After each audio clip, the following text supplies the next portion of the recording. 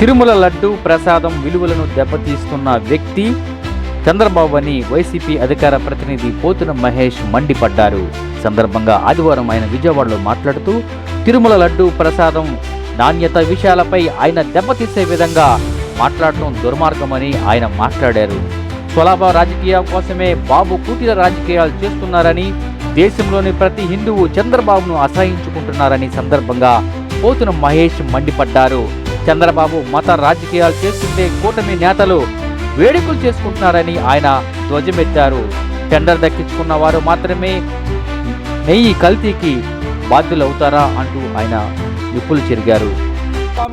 పవిత్రతని దెబ్బతీశారని, లడ్డూ విశిష్టతని, అదేవిధంగా వెంకటేశ్వర స్వామి పేరు ప్రతిష్టల్ని నడి రోడ్డు మీద పెట్టారని ఈ రోజున ప్రపంచవ్యాప్తంగా చంద్రబాబు గారిని చేదరించుకునేటువంటి ఒక్క హిందూ గొల్లు అందరూ ఇష్టానుసారం చేదరించుకున్నారు. ఇష్టానుసారం చంద్రబాబు గారిని చేదరించుకున్నారు. హిందువులన్న ప్రతి ఒక్కరు కూడా చంద్రబాబు గారు చేసిన పని ప్రతి ఒక్కరు కూడా విమర్శ చేస్తున్నారు. విమర్శ చేయనటువంటి ఒక్క హిందువు కూడా లేరంటే ఇది అతిశయోక్తి కాదు. ఇది అతిశయోక్తి కాదు. ఎందుకని ఈ మాట చెప్తా ఉన్నామంటే, తిరుమల వచ్చినటువంటి నెయ్యిలో నాణ్యత ప్రమాణాలకి అనుగుణంగా లేవని, ట్యాంకర్లు తిప్పి పంపామని, ఆ నెయ్యిని ఎక్కడా వాడలేదని ఈవో శ్యామలరావు గారు చెప్తే చంద్రబాబు నాయుడు గారు అవి వాడేశారని అబద్ధ ప్రచారాలు చేశారు. మీరు రాజకీయం చేయాలంటే జగన్మోహన్ రెడ్డి గారు చెప్పారు కదా, బంగారంలాగా ఆయన మీద రాజకీయాలు చేయమని చెప్తారు. కానీ దేవుణ్ణి, మతాల్ని అర్థం పెట్టుకొని మత విద్వేషాలు రెచ్చగొట్టే రాజకీయాలు చెయ్యొద్దని జగన్మోహన్ రెడ్డి గారు చెప్పినటువంటి మాటను కానీ, సవాళ్ళను కానీ స్వీకరించే దమ్ము చంద్రబాబు నాయుడు గారికి ఉందా? తిరుమలలో నాణ్యత ప్రమాణాలకి అనుగుణంగా నెయ్యి సరఫరా చేయాల్సినటువంటి బాధ్యత ఎవరైతే టెండర్ దక్కించుకున్నారో వాళ్ళది. నాణ్యత టెండర్ కండిషన్స్ బట్టి నాణ్యత ప్రమాణాలకి పాటించి వాళ్ళు నెయ్యి సరఫరా చేయాలి. చెయ్యకపోతే తిప్పి పంపిస్తారు. ఇది రెగ్యులర్గా నడిచే ప్రక్రియ. ఇది రెగ్యులర్గా నడిచే ప్రక్రియ. మనం చూసాం కదా.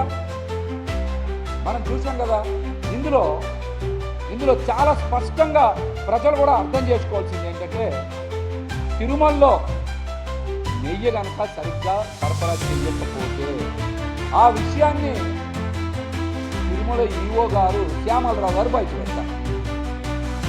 ఆయన ఎందుకు బయట పెట్టలేదో సమాధానం చెప్పాలి. టీటీడీలో నెయ్యి కనుక సరిగ్గా సరఫరా కాకపోతే ఆ విషయం బయట పెట్టాల్సింది ఎవరు? ఈవో గారు బయట పెట్టాలి.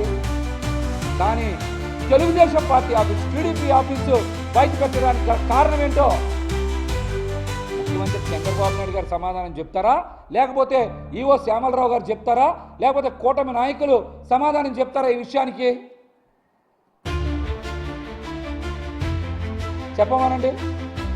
అసలు జూలై 23న రిపోర్ట్ వస్తే సెప్టెంబర్ 18 వరకు చంద్రబాబు నాయుడు గారు రిపోర్ట్ ఇంటికి బయట పెట్టారు. లేకపోతే ఈవో శ్యామలరావు గారు ఎందుకు బయట పెట్టాలా? దీనికి సమాధానం చెప్పండి.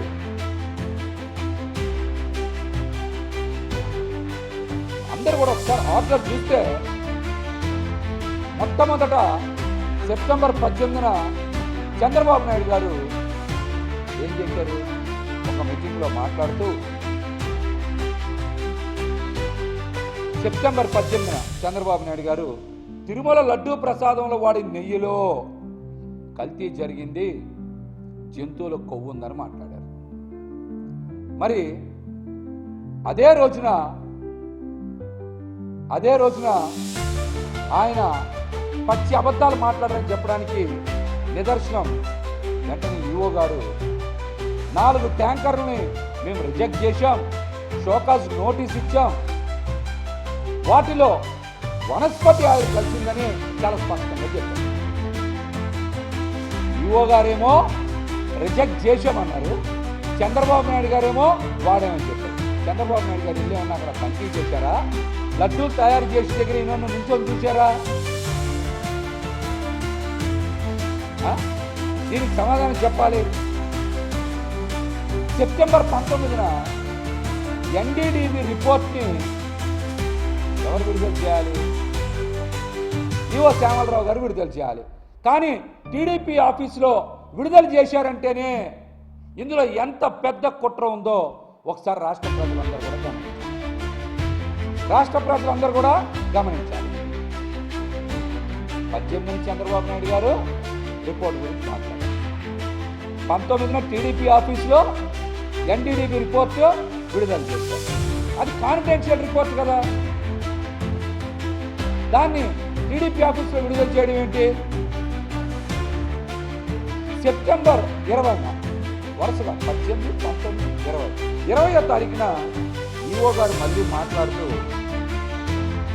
ఆ 4 ట్యాంకర్స్ని ఎక్కడ వాడలేదు, వాటిని మేము తిప్పి పంపించేశాం, లడ్డూలు ఎక్కడ కల్తీ కాలేదు అని చాలా స్పష్టంగా మాట్లాడారు. అంటే చంద్రబాబు నాయుడు గారు సెప్టెంబర్ 18న మాట్లాడిన మాటలకి సెప్టెంబర్ 19న టీడీపీ ఆఫీసులో